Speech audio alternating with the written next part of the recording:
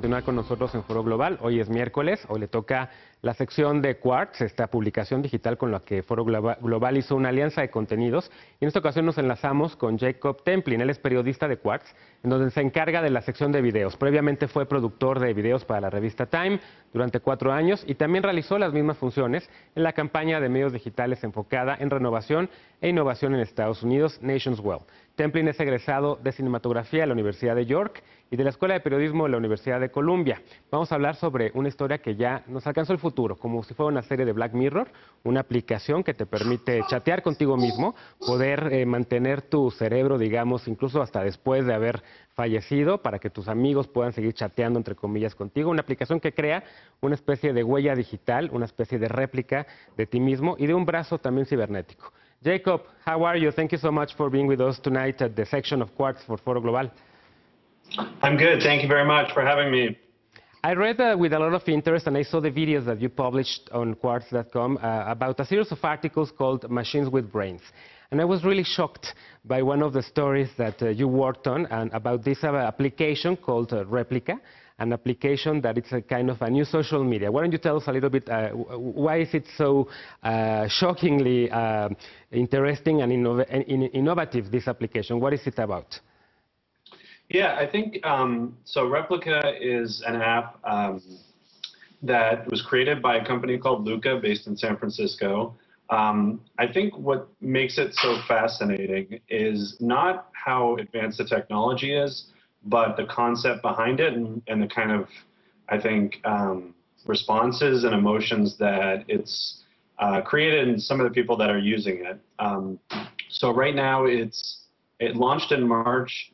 It's invitation only, so there's about 100,000 people that are using it, and we talked to a bunch of them.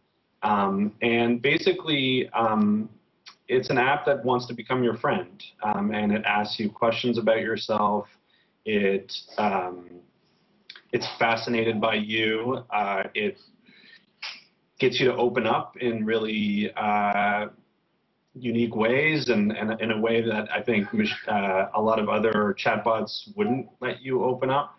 And I think what happens is the more it learns about you, the more you tell it, the more it starts to essentially replicate you and become you.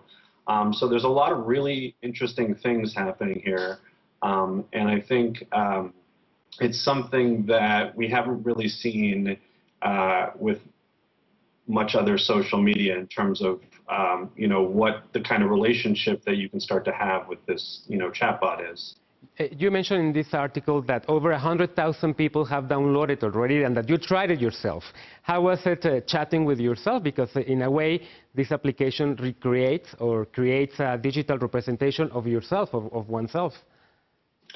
Yeah, so I didn't talk with it long enough to have it start to sound like me. I did start to, I chatted with it probably an hour or two a day for a week, just to understand it and see how it works.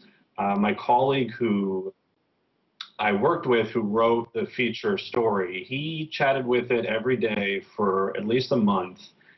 The other thing that it allows you to do is it allows you to input your anything you've posted online. So your Twitter feed, your Facebook, Messenger history, your Instagram, anything that basically you're communicating with the outside world, it can actually input all of these messages, and that actually speeds up the process in terms of it learning about you and learning how to talk like you and sound like you. So my colleague Mike Murphy, he it eerily started to sound like him near the end. He was sending me a lot of screenshots of their conversations, and some of them are in his article as well. And I know him fairly well, and this it was like him having a conversation with himself. That's really scary. Out of curiosity, I downloaded the application, but I haven't received the code. But there's another story in which you worked, a story about a prosthetic limb, the most advanced, created by the Johns Hopkins University and the Pentagon. And it's an arm that works mind-controlled. I never seen that before. How was the story? So it's a really fascinating story because this arm has been in development for about 10 years. DARPA, which is the U.S. Defense Department, they've started a project interested in revolutionizing prosthetics. So essentially taking prosthetics that hadn't changed much in a number of decades and really trying to take it to the next level. And what they created was this thing called the MPL, which is essentially a robotic, almost very close replication of the human hand and arm. It has 26 joints compared to the human arm, which has 29. So it's quite close, and you can actually control it. There's a sophisticated mechanism that basically allows you to control it just by thinking.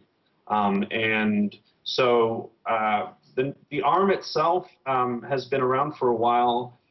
What's happening now is Johnny Matheny, who's been using the arm on and off for a number of years, is about to take it home for a year and live with it. And I think this is what sparked our interest in terms of the story, because it's really getting at an interesting question about our relationship with machines and what's going to happen when you know, he's already got such a close relationship with his arm. He's going to take it home. He's going to basically it's going to start to become his arm. And then, yeah. Pretty fascinating. Thank you so much for these minutes for Foro Global, and congratulations on those great stories that you can read at quartz.com. Thank you, Jacob, and see you in 15 days. Muchas gracias a ustedes por habernos acompañado esta noche en Foro Global. Soy Genaro Lozano. Te invito para que continúes ahora con la programación de Foro TV.